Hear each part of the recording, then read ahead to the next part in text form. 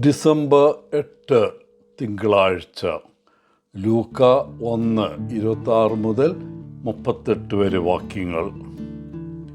ഇന്ന് തിരുസഭ പരിശുദ്ധ കന്യാമറിയത്തിൻ്റെ അമലോത്ഭവ തിരുനാൾ ആഘോഷിക്കുന്നു.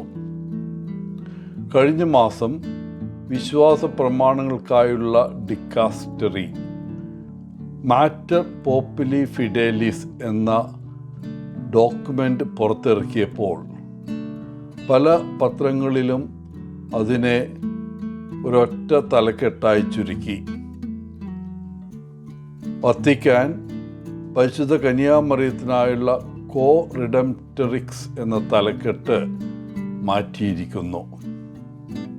തുടർന്നുള്ള ദിവസങ്ങളിൽ പലരും 2 ക്യാമ്പുകളിലായി വിഭജിച്ച് ചർച്ച ചെയ്തു. ചിലർ പാരമ്പര്യത്തിൽ നിന്നുള്ള ഒരു വ്യതിചലനത്തെക്കുറിച്ച് വിലപിച്ചു. മറ്റുള്ളവർ ഈ ഡോക്യുമെൻ്റ് എക്യുമെനിക്കൽ ലാളിത്യത്തിലേക്കുള്ള നീക്കമായി ആഘോഷിച്ചു. ഇരു കൂട്ടരും ആഴമേറിയ ഒരു കാര്യം ഇവിടെ അവഗണിക്കുന്നു. മുൻകാല മാർപ്പാപ്പമാർ ഇടയ്ക്കിടെ ഭക്തിപരമായ സന്ദർഭങ്ങളിൽ കോ റിഡംപ്റ്ററിക്സ് സഹരക്ഷക എന്ന തലക്കെട്ട് ഉപയോഗിച്ചിരുന്നെങ്കിലും സഭ ഒരിക്കലും അതിനെ ഒരു ഡോഗ്മയായിട്ട് നിർവചിച്ചിട്ടില്ലായിരുന്നു. ലിയോ 14 മാർപ്പാപ്പ അംഗീകരിച്ച ഈ പുതിയ ഡോക്യുമെൻ്റ് രക്ഷാകര ചരിത്രത്തിൽ മറിയത്തിനുള്ള സ്ഥാനം കുറച്ചു കാണുന്നില്ല. അത് ക്രിസ്തുവിൻ്റെയും സഭയുടെയും ആ രഹസ്യത്തിനുള്ളിൽ മറിയത്തിൻ്റെ ശരിയായ ദൈവശാസ്ത്രപരമായ ഒരു സ്ഥാനം സ്ഥാപിക്കുകയാണ്. 1854 പയസ് 9 മാർപ്പാപ്പ അമലോത്ഭവ മാതാവിൻ്റെ ഡോക്യുമെൻ്റ് അല്ലെങ്കിൽ ഡോഗ്മ പ്രഖ്യാപിച്ചത്. ജനനം മുതൽ മറിയം വിശുദ്ധയാണ് എന്ന പഠിപ്പിക്കലാണിത്. എല്ലാ മനുഷ്യരും ഉത്ഭവപാപത്തിൻ്റെ കളങ്കത്തോടെയാണ് ജനിക്കുന്നത്. സ്നാനം ഏൽക്കുന്നതുവരെ നമ്മെ സ്വർഗത്തിന് അയോഗ്യരാക്കുന്ന കളങ്കമാണിത്. എന്നാൽ മറിയം ജനിച്ചത് ആദി പാപത്തിൻ്റെ കളങ്കമില്ലാതെയാണ്. യേശുവിൻ്റെ ഗർഭധാരണത്തെ അല്ല അമലോത്ഭവം എന്ന് സൂചിപ്പിക്കുന്നത്. അങ്ങനെ ഒരു തെറ്റിദ്ധാരണയുണ്ട്. യേശു മറിയത്തിൻ്റെ ഗർഭപാത്രത്തിൽ ഗർഭം ധരിച്ച നിമിഷത്തെ മനുഷ്യ അവതാരം അല്ലെങ്കിൽ ഇൻകാർണേഷൻ എന്നാണ് വിളിക്കുന്നത്. എന്നാൽ മറിയത്തിൻ്റെ അമലോത്ഭവം എന്നത്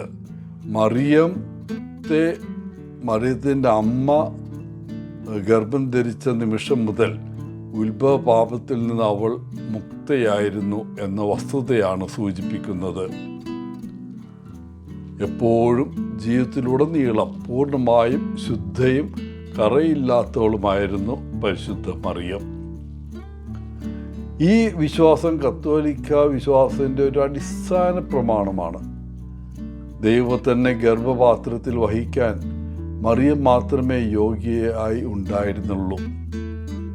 അവൾ വെറുമൊരു വിശുദ്ധ സ്ത്രീ മാത്രമല്ല, പാപരഹിതയും ഭൂമിയിലെ ഒരു വിശുദ്ധയുമായിരുന്നു. നാം എല്ലാവരും ജീവിക്കുന്ന രൂപമാണ് അല്ലെങ്കിൽ ജീവിക്കേണ്ട രൂപമാണ് പരിശുദ്ധ മറിയം. ദൈവത്തോടുള്ള പൂർണ്ണമായ അനുസരണം, ദൈവവുമായുള്ള പൂർണ്ണമായ ഐക്യം, കുറ്റമറ്റ വിശുദ്ധി. അതിനാൽ മറിയത്തിൻ്റെ മാതൃക പിന്തുടരുന്നതിൽ നമുക്ക് ഒരിക്കലും തെറ്റുപറ്റാൻ കഴിയില്ല. പരിശുദ്ധ കന്യാമറിയം ലൂർദിൽ വിശുദ്ധ ബെർണഡിറ്റിന് പ്രത്യക്ഷപ്പെട്ടപ്പോൾ കന്യക ആരാണെന്ന് ബെർണഡറ്റ് മാതാവിനോട് ചോദിച്ചു. അപ്പോൾ മാതാവ് പറഞ്ഞ മറുപടി, ഞാൻ അമലോത്ഭവ മാതാവാണ് എന്നാണ്. പ്രിയപ്പെട്ടവരെ, പരിശുദ്ധ മറിയത്തിൻ്റെ വരദാനങ്ങൾ നമുക്ക് ലഭ്യമാകട്ടെ എന്ന് പ്രാർത്ഥിക്കാം.